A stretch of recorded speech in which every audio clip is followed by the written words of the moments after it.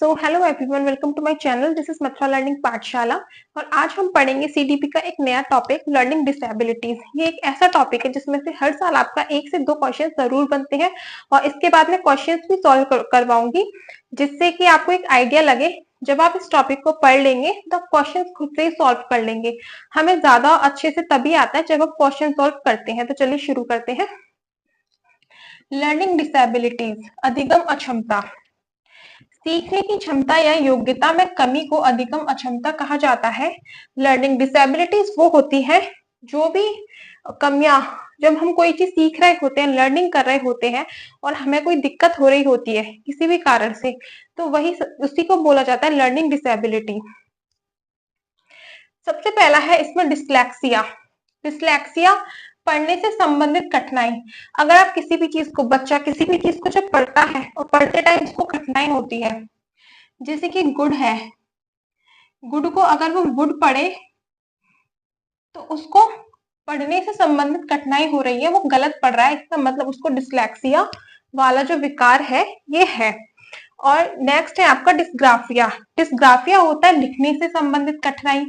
जब बच्चा गलत लिखता है कोई भी चीज, जैसे कि 100 है, 100 को अगर बच्चा वॉज लिख देता है, आपने बोला 100 और वो उसका उल्टा लिख रहा है वॉज, तो उसको डिस्ग्राफिया है, यानी कि लिखने से संबंधित विकार, डिस्ग्राफिया। आप इसको ऐसे भी पहचान सकते हैं, ग्राफ।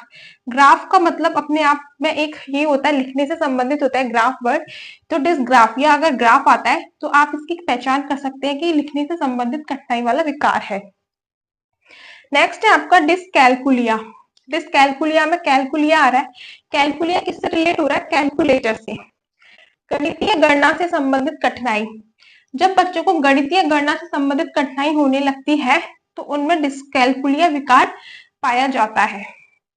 नेक्स्ट है आपका डिस्मोर्फिया।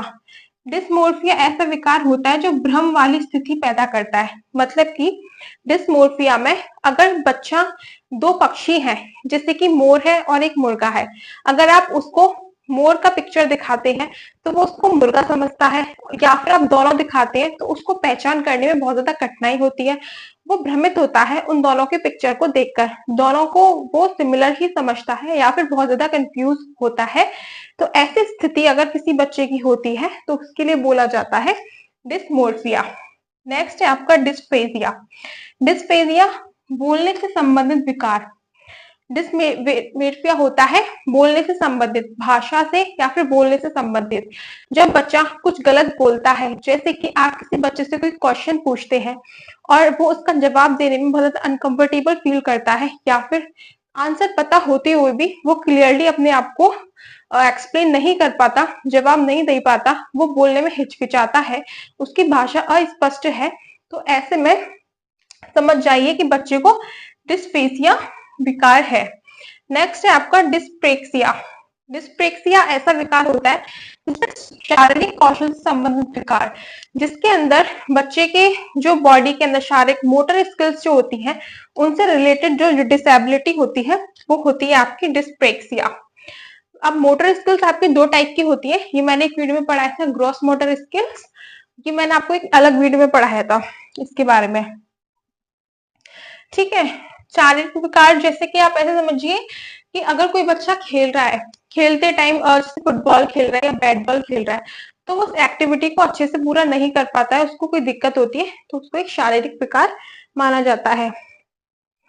डिस्थीमिया। डिस्थीमिया होता है तनाव से संबंधित विकार।